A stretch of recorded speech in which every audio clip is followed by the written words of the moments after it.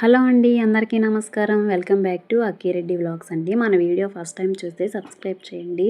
Video నచ్చితే like చేయండి. చూశారు కదండి, కోడిగుడ్డు పులుసు అండి. నా స్టైల్లో ఎలా ఉందనేది చూసి మీరు ట్రై చేయండి. మన వ్లాగ్ కంటిన్యూ చేద్దామండి. స్టవ్ మీద ప్యాన్ పెట్టుకొని ఆయిల్ పోసుకొని ఆయిల్ హీట్ ఎక్కిన తర్వాత ఆవాలు వేసి వేగిన తర్వాత ఆనియన్స్ వేసానండి. ఆనియన్స్ ఒక 3-4 మీడియం సైజు సన్నగా కట్ చేసి పెట్టుకున్నాను అండి. జీలకర్ర కరివేపాకు వేసి కలుపుకొని బ్రౌన్ కలర్ వచ్చేంత వరకు వేయించుకొని టమోటాలు కూడా ఒక 5-6 తీసుకున్నాను అండి, సన్నగా కట్ చేసుకున్నాను.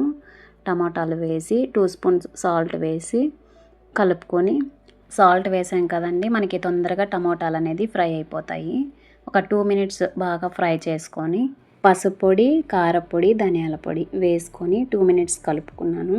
టమాటాలు ఫ్రై అయ్యేలోపు 1 అవర్ ముందుగానే చింతపండు నానేసి పెట్టుకున్నాను. చింతపండు కలుపుకొని పిప్పి తీసి రెడీ చేసి పెట్టుకున్నాను అండి చింతపండు పులుసుని. ఇప్పుడు మనకి టమాటాలు కూడా ఇక్కడ ఫ్రై అయిపోయినాయి. ఇక్కడ ఆయిల్ కూడా టమాటాలో ఇంచి కొంచెం సపరేట్ అయిందండి. చింతపండు పులుసు పోసుకొని కలుపుకొని చింతపండు పులుసు బాగా ఉడికి కొంచెం దగ్గరికి వచ్చేంత వరకు ఉడికించుకోవాలి. ముందుగానే ఎగ్స్ బాయిల్ చేసి పెట్టుకున్నాను అండి. చల్లారిన తర్వాత పొక్కు తీసి పెట్టుకున్నాను. చాకుతో అవి కొంచెం ఘాట్లు కట్ చేసినట్టు వేస్తే మనకి ఆ గ్రేవీ అనేది ఎగ్స్లో కూడా పోయి బాగా ఉడుకుతుంది, టేస్టీగా కూడా ఉంటుంది. ఇక్కడ టమోటా గ్రేవీ కూడా దగ్గరికి వచ్చింది. ఎగ్స్ వేసి కలుపుకొని 2 మినిట్స్ కలుపుకొని మెంతుల పొడి వేసుకొని కలుపుకొని 2 మినిట్స్ అయితే సరిపోతుందండి. మనకి ఇక్కడ ఆయిల్ కూడా సపరేట్ అయ్యింది.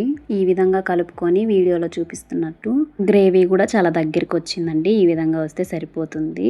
ఇంకా స్టవ్ ఆపేసుకొని కొత్తిమీర చల్లుకొని దింపేసుకుంటే సరిపోతుందండి. అంతేనండి, సింపుల్గా కోడిగుడ్డు పులుసు చూశారు కదండి. మీరు కూడా ట్రై చేసి ఎలా వచ్చిందనేది కామెంట్ చేయండి. ఈ వీడియో నచ్చితే సబ్స్క్రైబ్ చేయండి, లైక్ చేయండి, షేర్ చేయండి, కామెంట్ చేయండి. Thank you for watching.